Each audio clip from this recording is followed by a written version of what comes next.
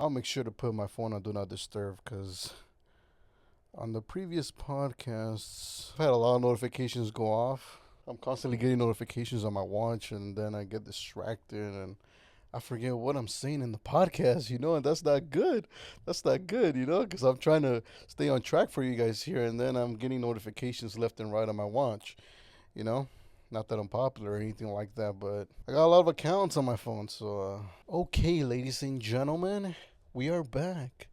The Foodie Filmmaker is back. Back at you with episode number 4, so let's get it popping.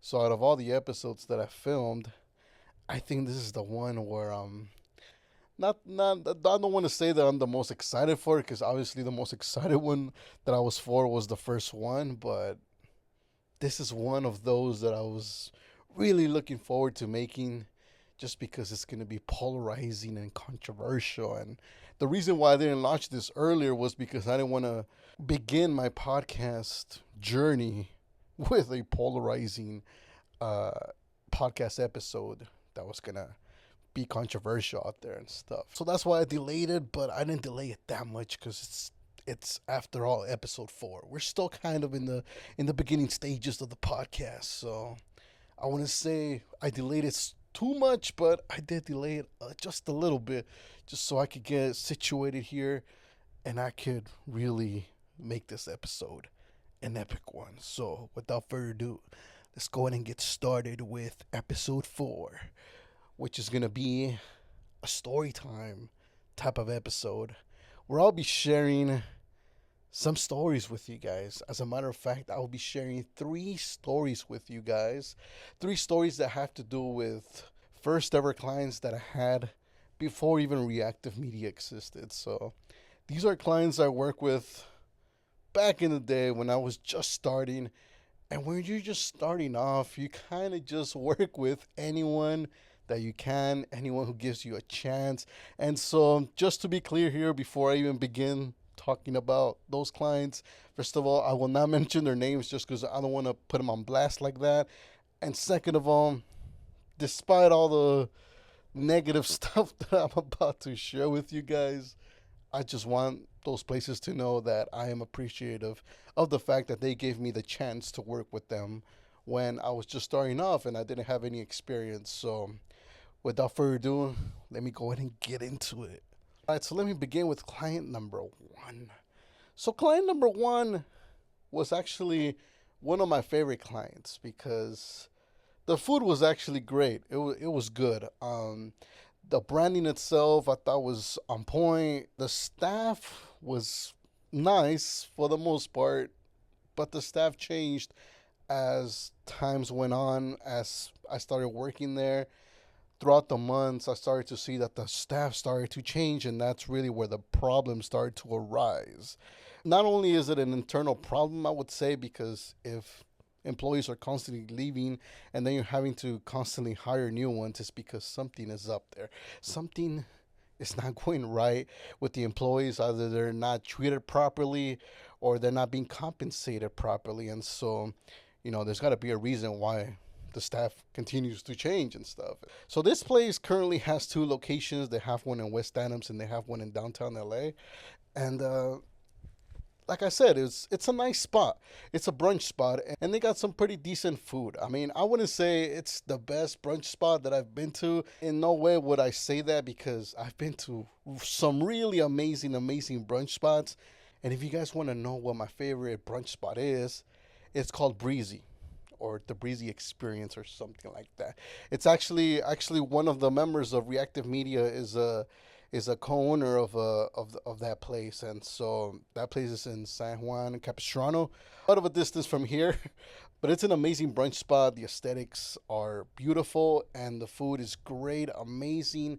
The coffee's pretty solid there as well, so I would highly recommend you guys to check that one out. But going back to the story here, yeah, so I was working with this brunch spot. So obviously it was one of my first clients, so I was actually very excited to work with this one because it was a decent place. It wasn't like a place that you look at it and you're like, God damn, this place is about to fall apart. This place looked like it was promising. Like There was people coming through. It had a nice aesthetic for the most part. But the issue that started to arise was, first of all, the staff. Like I said previously, the staff continued to change, and so that to me was a problem because now every time I would go there, like I would have to explain over and over again what I was doing there, and that's one of the things that I hate. That's what I meant when I spoke about the Resistance Task Force in a previous episode, is that you get this resistance. Even though I'm the social media marketing guy of the place, I get there and the people and the staff is like, who are you? Like, what are you doing here? And then I have to explain everything, and then I have to order the items, and then they're trying to charge me for the items too. And I'm like, yo, like, I need the items to do my job. Like, I'm not here to like order a bunch of food and just eat it for free or take it to go. I need the food to be made. I need it to be made nicely so I can take pictures and do my job. Because without the food, like, what am I supposed to do?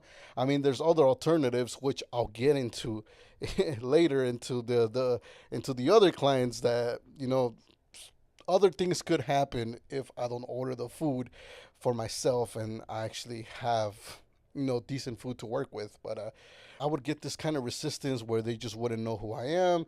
And then they would have to get on the phone with the owner and ask him if this is legit. Like, am I the guy? And it was just annoying that I had to go through that over and over again because, like, come on, like maybe once or twice, okay, you change the staff here and there, okay, that's fine, but then like it started to happen over and over again. Like almost every month there was like a new person up in the front, so I'm like, I have to be constantly giving this speech, and not only that, but I have to deal with the resistance of that speech too.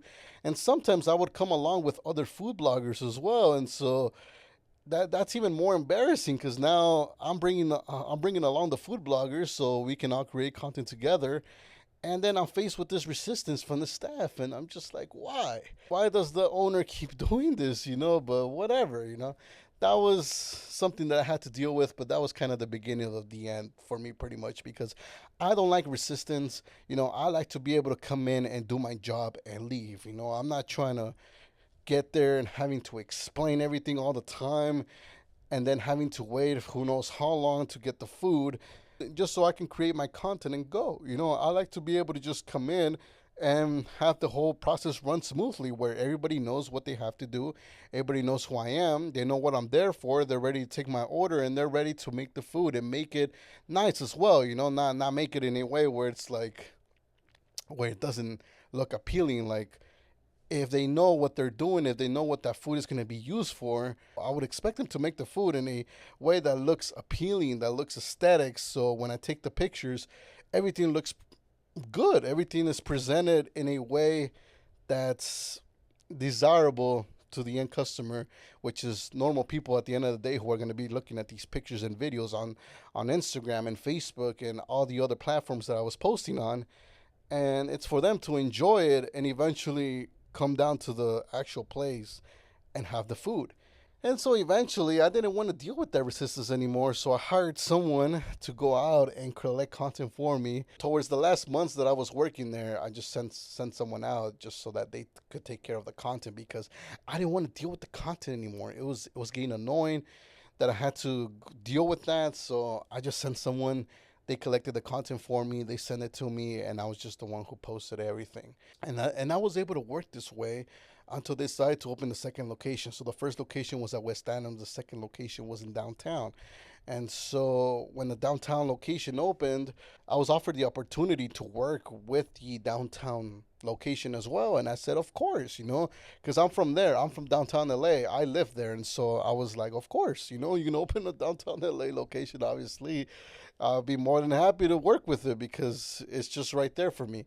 And so I started working with a downtown location, but then they were kind of a mess because the ownership, there was like more than one owner now, whereas the West Adams one, it was just one owner. This one had like 4 or 5 owners. It was like a whole partnership. So then like the whole Instagram and social media strategy, the marketing had to go through several people, and then everybody kind of had their own idea of marketing, and it was just very confusing. It was just very hard to work with everybody. So eventually I stopped working with the downtown location because it was just a whole mess. Like I wasn't even able to go and do my marketing because now they would get all like iffy, if I got like more than 2 3 items and stuff. So sometimes I would go and I would want to get 6 7 because I wanted to take a nice picture, a nice brunch picture of a large spread, and at the same time I was getting more busy, so I wasn't really planning on going there like every single week or once a week. And so I would want to go there and shoot and collect the content that would last me for about 2 3 weeks. And so because of that, I would have to get at least 6 7 items that we had enough content that would last me for that long. But then when I would order that many items, they would kind of give me this face of like, oh, like this guy's taking so much free food. Obviously I would see the price. It would come out to like 100 and something. But to me, it was like, yo, like I mean, I understand this is an expense, but at the same time, this is your marketing, and this is something that, I mean, this expense must be made. And so either it's this or what do you want me to do? Because the food has to come out from somewhere. I need to create content from something.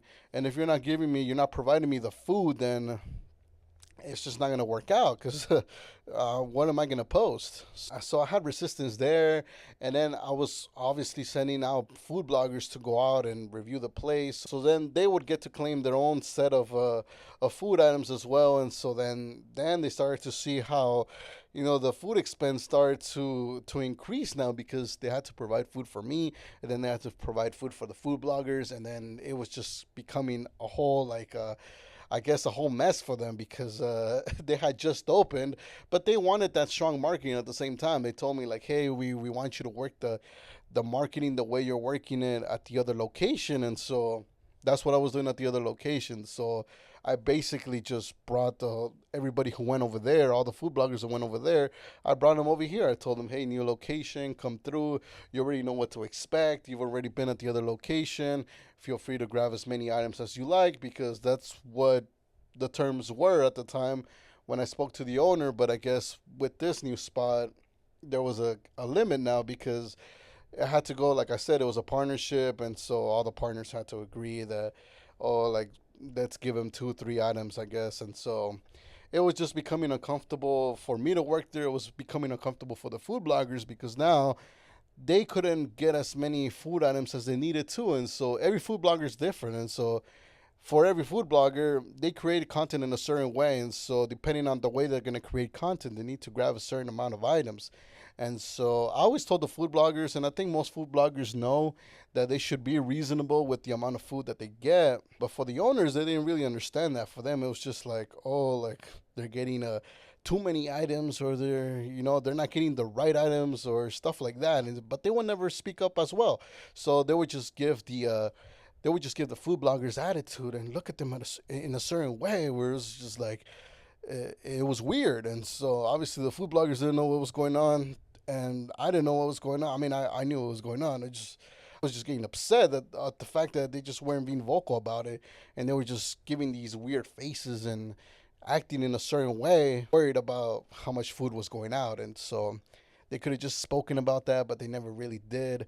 And so eventually I stopped working with the downtown location, and months later I stopped working with the main location at West Adams because it was just becoming a whole mess. Then I wanted to start going to the main location as well because the girl I was sending out to make content for me, she was gonna go out on a trip, so I was gonna go and cover for her until she was back. So I had to go and start getting some content over there, and then I realized like the resistance was even stronger than ever. But not only that, but the West Adams location actually had a decent, nice looking patio. And the patio was nice, but the only problem with it was that it had so many flies just flying around, and it was just annoying. Whether you're there to create content like I was, it was annoying because the flies would just randomly stand on the food, and so I can't take a picture when there's a fly in the shot. And unfortunately, it still happened, and there was some content that I posted with flies in it, and I didn't catch it until the owner would call me and be like, "Hey, Louis, you posted a picture, and there's like a little bug in the picture," and I would be like, "What?" Then I go check it out, and it was there. It was very small. It was kind of hard to catch, but there was a fly there. And that happened constantly, that there was just so many flies just flying around. And so it was kind of annoying to just go there and create my content and having to deal with that. And even if I just went as a normal person, as a customer, to just go in, because I would do that sometimes. Like sometimes I would be in the area, so I would need a place to kind of just sit down and edit and do some work until maybe I had like another collab, or I had a meeting or something. I had something to do in that area, so I would just wait around in the cafe. So I wouldn't mind when it was an occasion like that. I wouldn't mind going there and just paying for whatever it is I was gonna have. But I would go, and then it would just be uncomfortable to sit there because there were just flies coming through left and right. And the funny thing was is that one day I went there, and then there was like this beehive. Like there was literally a beehive, like on the I want to say like on the upper level of the building. Like there was a wall, and then there was like a beehive up there, and I was just like, what? Like that's crazy, you know. And what was funny is that, like I said, I'm not gonna mention the name of the place, but funny enough, that beehive and those V's actually did kind of correlate with the name of the place. So every time food bloggers would come through and then they would see it, they'd be like, wow, like that's not good. Like that's kind of a hazard. And if the food inspector were to come through and they would see that beehive, like that place would be in big trouble. But I would be like, hey, you know what? That beehive right there, that's part of the aesthetic. That's part of the aesthetic. That's part of the place, because the name of the place justified the beehive. You guys can fill in the blank and probably figure out what place this is. But yeah, it was crazy. It was just like, what the hell's going on here? But eventually I stopped working with them. And I'm pretty happy I did, because it was just very uncomfortable. There was just no communication whatsoever. Like I said, they kept changing the staff. At the end, I had to deal with this lady that had the most resistance known to man. Really, like I don't think I faced this much resistance with any other client after that lady.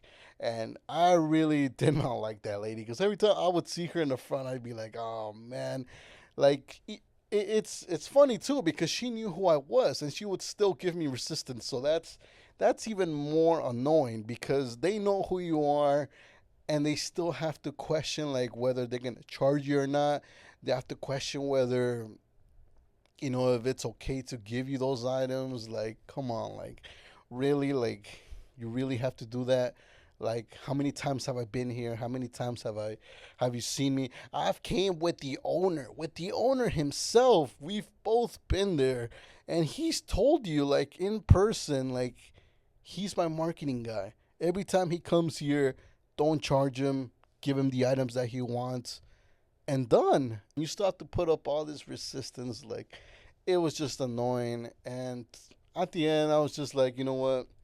I'm very happy I don't have to work with this place anymore, because it was just resistance, and it was just a very confusing client to work with at the end of the day, because I had a certain way of running stuff. It seems like they had a different idea, but they were never vocal about it. They never sat down with me and told me like, hey, we would like to market this way. And right now, I think they have somebody else now who runs their page, and I would say the content for the most part is okay.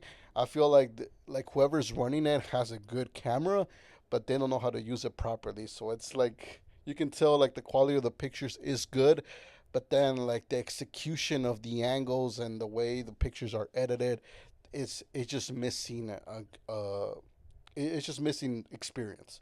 And so I feel like if someone like me were to come in and take the same photos with the same camera, I would be able to take those pictures a lot better. Or just anyone in general who had a lot more experience just operating the camera itself, they would just execute that much better, and the content would just look a lot more professional and a lot more engaging, to the point where it could potentially bring in people to come and try the food. But yeah, so the second spot.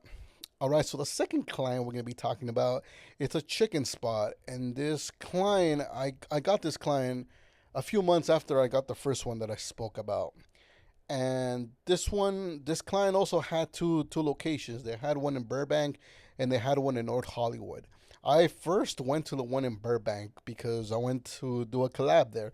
That's kind of how it all started. I hit up the spot, and they accepted for me to go down and do a little shoot there. The guy there, I got there, I met the owner. He was a bit stingy with the collab. I remember he just gave me like two items. That definitely should have been a sign that this client was not to be messed with at all. Like I mean that I don't mean like not to be messed with in a bad way, but like I mean like I shouldn't have worked with him at all, and I don't think any social media manager should work with him because the way he wanted to operate and move around his whole marketing strategy, it was just weird. It was just you don't want to work with a client like that. But yeah, and everybody who's planning to work or work for a social media agency or planning to open your own social media agency, you got to pay attention to these because in these stories, I'm not going into like step by step or like any like pinpoints and stuff, but I am gonna point out like a lot of red flags throughout the stories that you should look out for because they're pretty bad. Like you shouldn't try to work with clients if you notice some of these patterns that you notice with some of the stories that I'm sharing. But yeah, so this was a chicken spot similar to like Dave's Hot Chicken. It was like Nashville type of chicken, and it was okay. When I tried it, did the collab, the chicken was pretty decent and stuff. The funny thing was with this client is that I went there, I did my collab, and it seemed that the owner himself was already interested in having somebody run his account because when I got there, he kind of asked a little bit about me. He wanted to know like how I got into this whole food thingy and how I became a food influencer and what I was currently doing now. And then I kind of told him that I'm doing my social media agency stuff and I'm running accounts. And I kind of explained to him kind of how I worked because he had already been working with other food agencies and he's had other people run his account before, so he kind of already knew the process. He just kind of wanted to know like how I went about it and obviously my pricing and stuff. And so at that time my pricing was very very very competitive. It was very very low compared to what I charge now. It was just like it was basically scraps. I was basically charging scraps. But like I said, you're just starting off, and in the beginning, you're kind of just trying to work with whoever gives you the chance, whoever gives you the opportunity, and you're trying to just work. Basically, you're basically just trying to get clients. So you don't really focus too much on how much you're making, but you're mostly focused on actually just being active. So you're more focused on just having clients. So basically the number of clients is what's more important in the beginning. Now for me, it's not really as important the number of clients that we have, but more about like how much we're actually charging every client and how much we're making per client. So I did the collab, and then after the collab, we kind of I just kind of told them like, hey, like I'm gonna upload the video. You watch the video. If you like the video, you like the content that I make for your page, then we can talk further and talk about actually running the page. And you let me know if you wanna work together. And so I uploaded, and eventually that deal came through, and I started working with that place. And so at first it was okay because I was going there and I was working directly with the owner, so that's usually the best kind of scenario you can get because obviously if the owner's there and you're gonna go and do shoots at the place itself and the owners are there, that's usually the best thing because there's not going to be any resistance because you have the owner themselves right there. You don't have to deal with any of the staff members, and the owners will take care. Either the owner themselves will make the food items, or they'll at least let the staff know, like, hey, these are my guys. Take care of them. Make sure you make the food in a certain way. You'll pretty much avoid the whole resistance task force if the owners are there. And so that's what I was getting with this chicken spot. So it was great. It was because I was able to go. The owner was there. The owner was making all the food, and so everything was cool until that stopped. Not only did that stop, but also the location changed. So at first, like I said, I went to the Burbank location first to do the collab, and so I was going to the Burbank location at first, to do all the shoots, but then he was like, "Oh, like this location is kind of dead. If you could, please go to the North Hollywood location. We have a lot more customers over there. There's a lot more traffic, and you can go ahead and film orders over there." And so this is where it started to get a little iffy. This is one of those red flags I'm telling you here. If you're just starting off and you gotta do what you gotta do, then film orders. But as soon as you get enough experience, as soon as you get pretty good, you don't want to be filming orders. You definitely do not want to be filming orders. It's just not good. It's not good that you're filming orders because, first of all, you see, I've worked in the back as well, so I understand how it could be a little bit frustrating too for the employee themselves because you see, an order comes in, and an employee's job is to make this order as fast as possible to get it out to the employee. I mean, to get it out to the customer as soon as possible because, the customer paid. The customer paid for the food. You obviously don't want to have the customer waiting too long. And so, the employee's job is to make the food and get it out and get it to the customer so they can eat and they can leave happy that they got their food in a decent amount of time. But when you're shooting, a lot of stuff can happen. So usually when you're shooting, you want the employee to kind of make the food a little bit slower because you're shooting. Sometimes you don't want their hands in the way. Sometimes you want to capture certain shots depending on what it is that you're shooting. You want things to be done a little bit slower. Sometimes some shots you're not able to get, so then you have to ask the employee to remake the thing, or kind of redo the maybe it's a pull, maybe it's a lift, maybe it's you're pouring sauce or something and you're not able to capture it properly, or maybe you need to capture the same action, but you need to capture it from different angles, so then they need to repeat the same action like 2-3 times so that you're able to capture it from a different angle each time, and then you're able to merge it later in the editing stage. But there's a lot of things that can happen while you're shooting, and so if what you're doing is shooting orders, then that's kind of hard to do because now they have to make a lot of pauses in between, and so that's not good for the customers themselves because now they got to wait longer.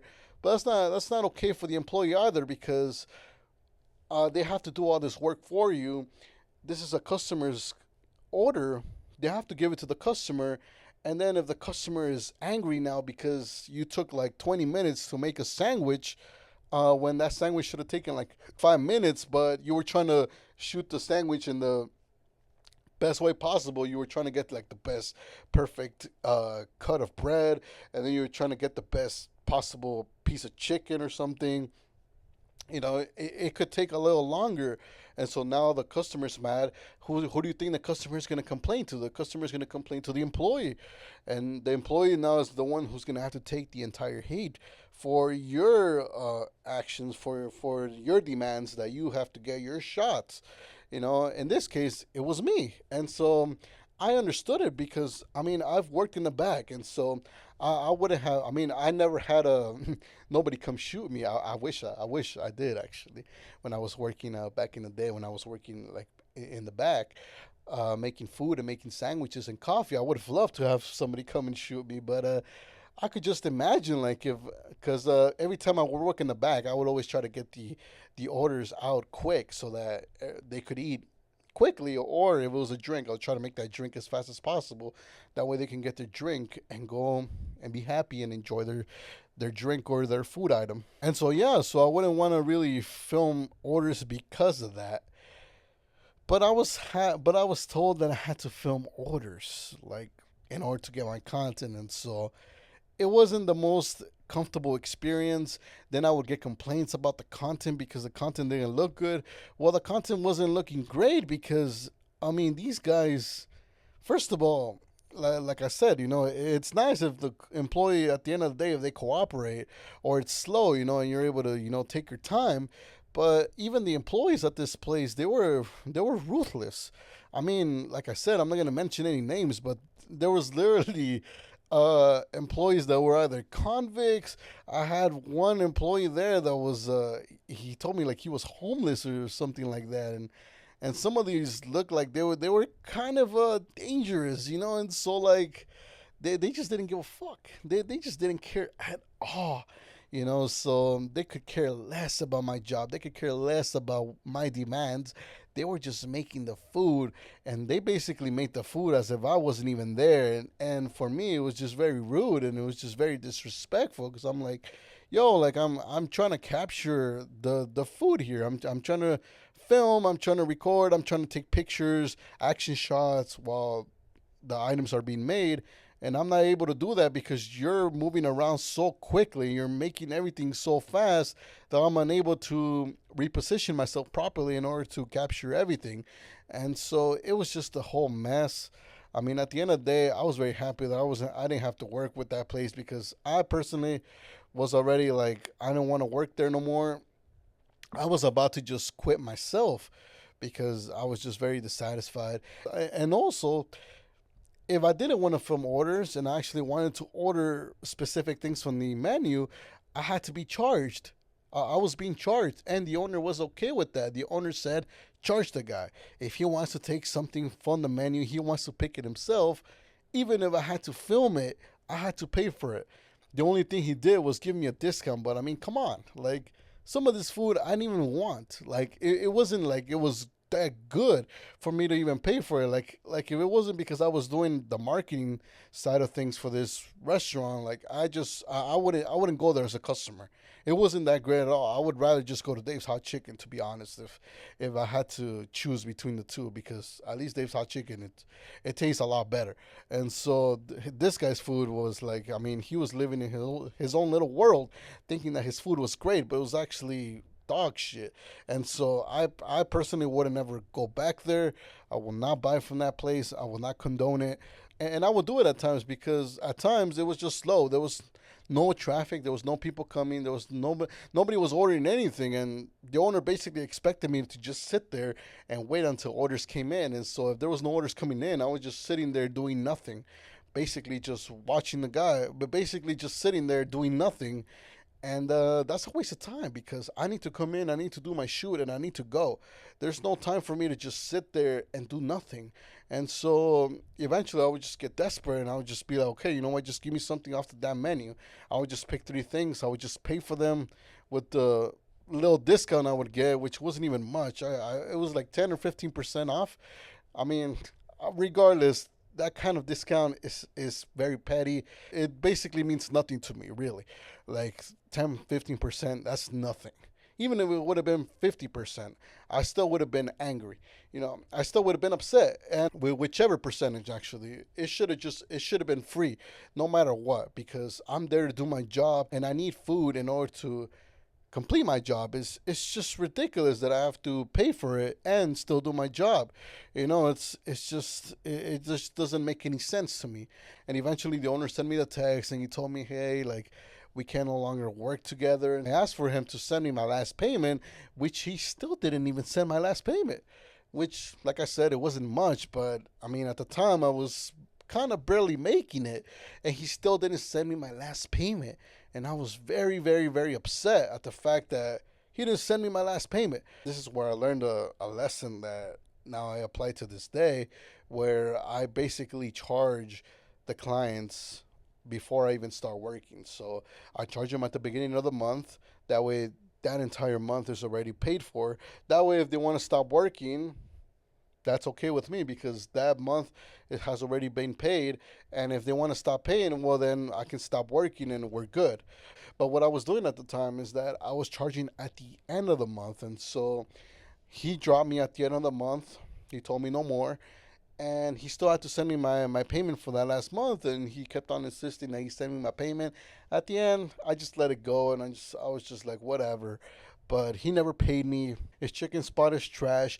And I haven't even like looked it up to see an update or anything, because I really don't care about this place. Like I'm really close right now, very passionate right now. I'm very close to just putting that place on blast, but I'm not. But just know that they have a spot in North Hollywood, and they have one in Burbank. And this was at the time that I worked with them. This was like 2 years ago.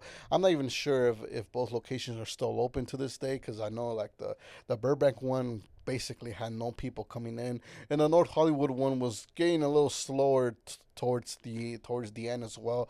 So For me, honestly, I hope both locations are closed because I didn't like the place at all. I thought the chicken was very average. Basically, wouldn't recommend it to anyone. So, if you know what this spot is, if you probably put the pieces together, you know what place this is, just don't go. Don't go. You know what this place is. All right, so let's go into client number 3. And client number 3 was a food truck. So this was a food truck. I haven't really worked with food trucks as much because I just don't like the setting of a food truck itself. It's just it's not the most comfortable place to be in. Like I've I've filmed at food trucks, like I've done collabs at food trucks, but to get someone as a client, as a food truck, I've only done it once, and that was with that place, and it was a mistake. It was such a mistake. I thought it was gonna be a great idea because at first, me and the owner of this food truck, we were friends. We were cool, you know. I did shoot a few times there. And that guy tried to pay me, but his food was good, and his food was kind of more on the pricier side. It was a hibachi spot, and so I was okay with just making the content because I understood that the worth of the plate itself was basically already covering for the video itself. So I didn't mind just making that trade of I'll give you a video, you give me a plate, and that was cool. And so we started off doing a few collabs here and there like that until eventually I decided to just ask him like, hey, would you be interested in some social media management? He said, yeah, sure, let's do it. So at first it was okay, but then like little things started to come up where like he didn't like the aesthetic and stuff of the page and the things that we were filming. He didn't like the way they were being color graded, and to be fair, to some degree that was true because I was still kind of working on my color grading. It was a little bit I wouldn't say that it was ugly, but it was a little bit off. It wasn't the best, I would say, but it did have its little quirks here, and so yeah, the color grading was a little bit off, and so I would get complaints about that. I changed that up a bit, but then like he would complain about the aesthetic and stuff, and it was kind of hard to work with that because everybody in there, all the chefs, including the owner himself, they were just very messy. And to be fair, I mean it is street food, and at the same time, I found it a little hard for it to kind of get that right. Like the way they made the hibachi, it was a little bit hard to get it in a way where it was clean and polished because that kind of food, it's understandable that there's a lot of things going on. There's a lot of stuff flying around. And the fact that it was messy and stuff, I feel like it was part of the process. It was just genuine. It was something that just happened because of the style of food. So I didn't think they were just messy. I just think that that kind of food required that kind of process. And so for them to try to change that up just to come off as more cleaner and stuff like that, I didn't feel like that was kind of necessary, but at the same time, they kind of did. By the way, this guy, he paid like almost nothing, almost nothing, and so like this was the cheapest out of all. So out of all the three that I'm gonna mention in this video, this was the guy that paid the least, and it was the guy that had the most demands, and it was just ridiculous. But so as the times went by, he would just be very on the cheap side. So he would ask me to bring in food bloggers, which I did. He would complain about some of them. He'd be like, "Hey, you know what? This one doesn't have enough followers. This one, I don't like the content. This one, they just come to me for free." He would always complain about something. There was always something to complain about. He would complain to me. He would complain to my guy, Thomas. And Thomas, who was helping me at the time, he was helping me manage most of the pages that I was running. We were kind of doing that one together. And he would just be complaining left and right. He would submit his payments like super late and then complain when I would pressure him to pay because he'd be like, "Oh, like you're acting like I don't pay you, like bro, like you pay like super late," and I'm still like kind of letting it slide for the fact that I'm still working with you. I still let it slide for the month's being, But like I said, at first you work with whoever you can and you let some of those things slide. But yeah, like his payments were late, and then it was just complaining left and right, and then he wanted to bring in food bloggers that were much bigger, and I told him these food bloggers charge. So then he would ask me to negotiate with some of these food bloggers to bring their prices down. And I felt bad because I personally respect the prices that every food blogger puts out there. So whatever the food blogger says they're worth, I like to pay them whatever they say that they're worth. If I'm not able to pay or able to afford their rate, then I just don't hire them. I just tell them like straight up, like, hey, you know what? Look, I can't afford your rate right now. Hopefully in the future, I do have enough money to be able to afford your rate, and then I'll bring you in. But other than that, I don't really like to negotiate or lowball food bloggers into coming and doing a collab for me. I just think that's rude and that's disrespectful to the food blogger. Sure, I believe that you can still pull it off, and I still did, but I felt bad about it. And every time you do something like that, you kind of create a tear in that relationship where it's like you start to become that person that always wants to lowball. You always want things for free, and you always want, or you want them at a price where it just doesn't make sense for them to come out and do the work to begin with. And that's just like a little messy situation there. And so I don't like to deal with that, but I was being nice, and I felt pretty bad about it. But at the end of the day, I still did what I had to do in order to retain the client. But I felt pretty bad. And then, like towards the end, like he didn't even want us to take any food anymore. He was just like, "Hey, you know what? Again, just film orders." And to this one, I guess I would say it makes sense because most of his food was expensive, like I said. So it would have been a little crazy if every time that we came to film, I would take like 5 or 6 items, because I mean these plates cost around like $30-$40 each. This is very expensive meat. Talking about hibachi here, so to some degree it was understandable. But when it came to the point where he just didn't want us to take any food at all because he felt like we just didn't need to anymore, that's when I started to get upset with this client, because I was why are you being this way? Like, you're trying to cut expenses left and right where it doesn't make any sense to do so anymore. And it's just interfering with our workflow. And at the end of the day, I just decided to stop working with this guy. I just told him, you know what, we're done. I don't want to work with you anymore. And this is one of those clients that actually got upset, and then he blocked the two of us on Instagram, and eventually he unblocked us. But I mean, like, I don't really talk to. I haven't spoken to him ever since I dropped him as a client, and I really have no intention of doing so, because it was very disrespectful the way he treated us, and I feel like he just wasn't the best client. But like I said, hibachi truck. It was a food truck. You guys can put the pieces together and know who I'm talking about. But that hibachi spot is still around, and that was in the city of El Sereno. So you can put those pieces together. But yeah, that's basically the 3 clients that I wanted to kind of rant about. Obviously, there are more clients that I work with that I would say were not the best to work with, but I think these 3 were the ones that I was like, wow, like if I could just go back and not work with these, I would definitely not work with them at all. No matter what they paid, no matter what I learned. I mean, obviously, the lessons, you can never regret those, but I just wouldn't work with these people anymore. Do you face any similar patterns? You see any similar patterns with if you're running your own social media agency and you see similar patterns with your clients?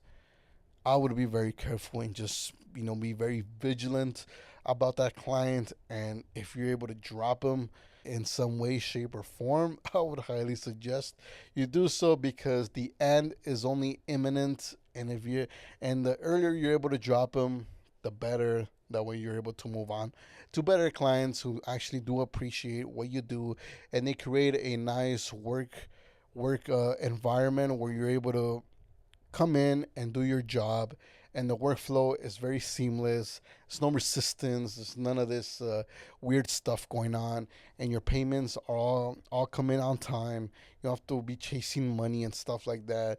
That's just pointless and stuff. But I took down some notes here as to like some of the things that I saw with some of the clients that I had, and some of the clients that my friend Thomas had as well, and that I witnessed in person, which was kind of crazy. But there's the whole thing about filming orders. I think that's just ridiculous.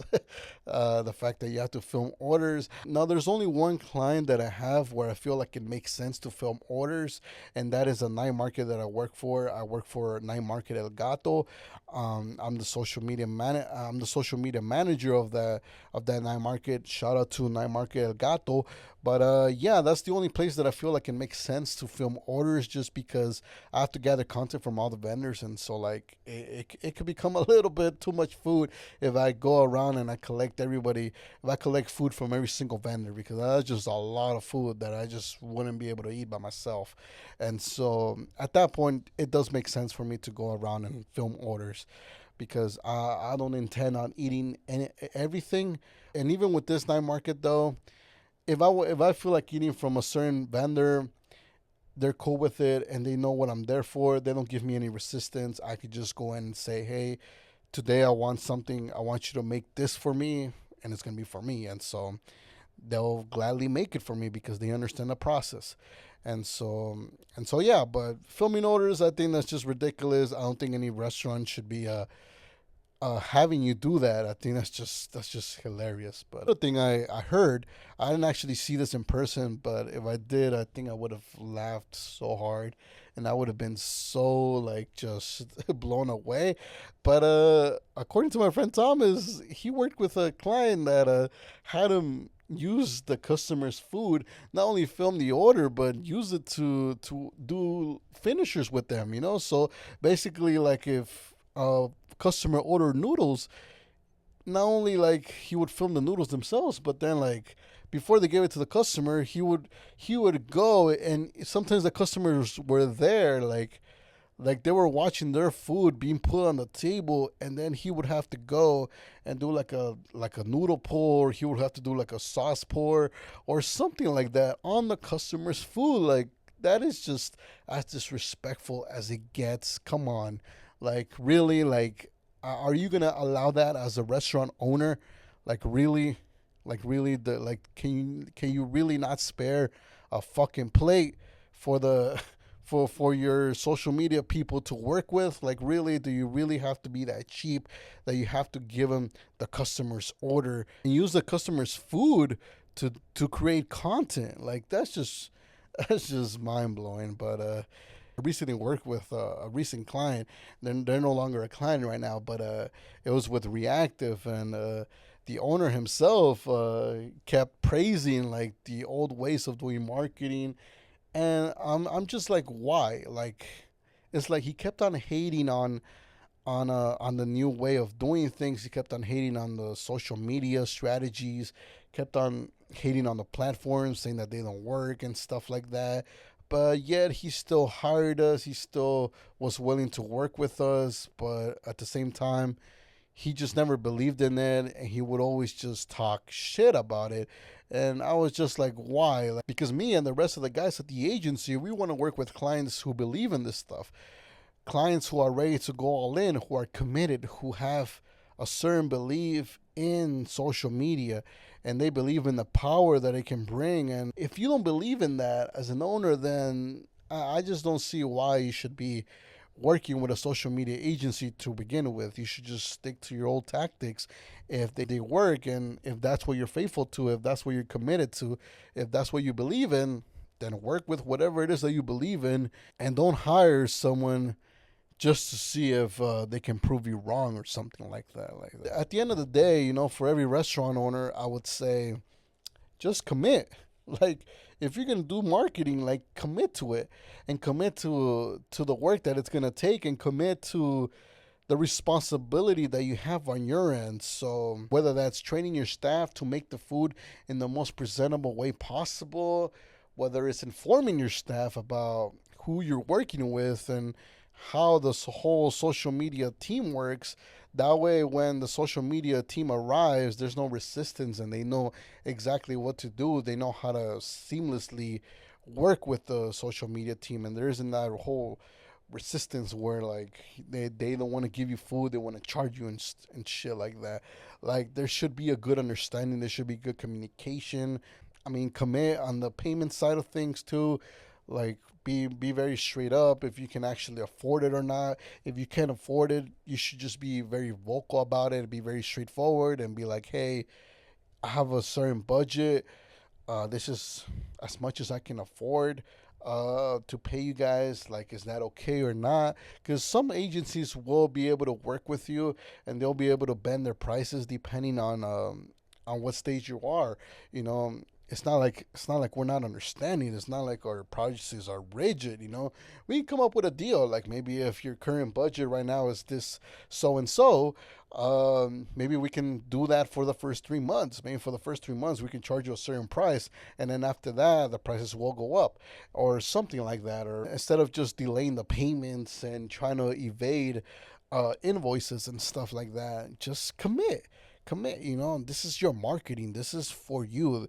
Like whoever is doing your marketing, whether it's me or my agency or whoever it is that you hired to do your social media work, have faith in them and commit to them and be of service. So whatever it is that they need from your part, make sure that you fulfill that and you fulfill it in the best way possible, because at the end of the day it's only going to work out if both parties are working alongside each other. If there's always like resistance, there's conflict going between the two, social media team and the client are not seeing eye to eye, then there's a lot of things that could go wrong. And at the end of the day, it could just become a whole waste of time if not everybody's on the same page, because then the marketing team is trying to do one thing while the restaurant owner is out there doing who knows what. The restaurant owner is not being informed. They don't know what's going on. Maybe the staff is being ruthless, but then the social media agency doesn't want to really communicate that to the owner because they feel like the owner might get upset or something like that. And it's just like crazy. So it's definitely beautiful when both are working together seamlessly, because everybody's able to do what they do best. And so that's really the end goal of this. And so that's pretty much it. I mean, like, I hope you enjoyed today's story time type of episode where I was just basically going off and sharing my experiences with some of my first clients that I had as a social media agency owner. Like I said, this was way before Reactive, so this was where I was just working by myself. Some of these, I did have Thomas help me out with some of these, but for the most part, it was just me who made the deals. And just know that there is restaurant owners like that out there. Whether you're watching this as a social media agency owner or someone who's aspiring to be one, don't let this discourage you. There are clients that are like that, but not all clients are like that. Some of them are very, very, very nice to work with, and they don't have this kind of resistance. And if you're watching this as a food blogger, just know that there's some restaurant owners who are like that. They'll give you some sort of resistance. They'll give you some sort of pushback. Just accept it and know that some places it's just gonna be that way, and there's nothing really that you can do about it. It's really up to the business owner and the staff right there to be the staff needs to be trained. The restaurant owner needs to be aware of stuff and change his ways or something like that. And yeah, but other than that, I hope you guys enjoyed it. If you guys want more story time episodes like these, please let me know. If you guys have like specific stories that you guys want me to share with you guys about the food industry, definitely let me know and I'll be sure to make a future episode about them. But other than that, thank you so much again for tuning in. This was episode 4. This was your host, the Foodie Filmmaker, and I'll see you guys in the next one.